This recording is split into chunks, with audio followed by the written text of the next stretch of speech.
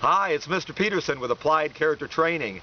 This month we're learning about the important character quality of sensitivity. Do you remember our definition? Sensitivity is using my senses so that I can understand the true feelings and emotions of other people.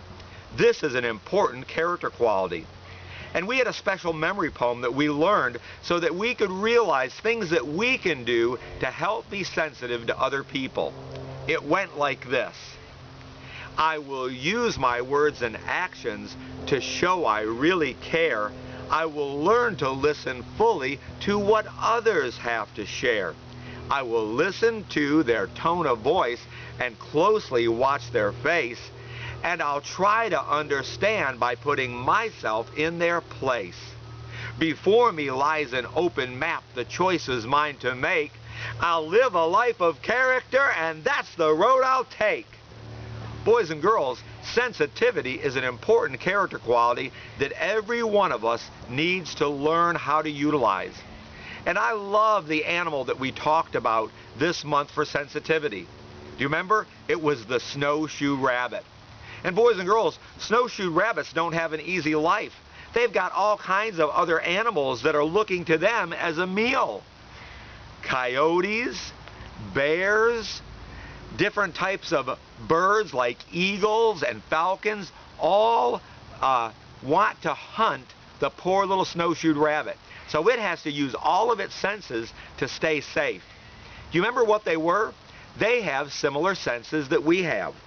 Their first sense was the sense of sight. Boys and girls, we need to look around and see the needs of other people. Snowshoe rabbits' eyes are very interesting. Do you remember how they're not in front of their head, but instead on the side, so that they can actually see all around them? Boys and girls, we can use our sense of sight to see the needs of other people. Just by looking at people, we can sometimes tell how they feel, right? If somebody's going, we know that they're sad. If they're jumping up and down with a smile, we know they're excited. If they do this, we understand that they're tired. Boys and girls, we need to use our eyes to see the needs of others. A second sense that the snowshoe rabbit used was its good sense of hearing. And remember how it has great big ears? And these large ears, boys and girls, are listening for all types of sounds. And boys and girls, we need to listen to the tone of voice of other people. It's not just the words they say, but sometimes it's their tone of voice. Today, we're learning about the snowshoe rabbit. Or I could say the same words. Today, we're learning about the snowshoe rabbit. Same words, but the different tone of voice makes a big difference. Boys and girls, we need to look, we need to listen, but not only that, another thing about the snowshoe rabbit, they have a very keen sense of smell, and they use their nose to sniff things out and determine whether it's good or if it's bad. And we need to do the same thing. Sometimes we're going to see activities that other boys and girls are doing, and maybe they ask us to do it. And we need to sort of sniff those things out and decide, is it something good or bad, something I need to avoid. Sight, hearing, the sense of smell, but rabbits also have a very good sense of taste. And boys and girls, did you know we have sort of 4 different tastes that we use with our own mouth? We can taste sweet, sour, bitter, and salty. And remember how those 4 things sort of correlate with types of people. Sometimes there's people that they just have a lot of needs. Other people are happy, they're really sweet. Some people are a little bit bitter. And depending upon the flavor of that person dictates how we need to treat them. And then the final sense that the rabbit has is it has a keen sense of touch. And boys and girls, remember how this was so important? Because if I'm a mama rabbit and I see my little baby rabbit and I can see him, he's shivering in the cold, and I can hear his teeth chattering, and I just say, wow, I sure hope that you're cozy over there. No, I haven't really met a need. But you know what that mama rabbit does?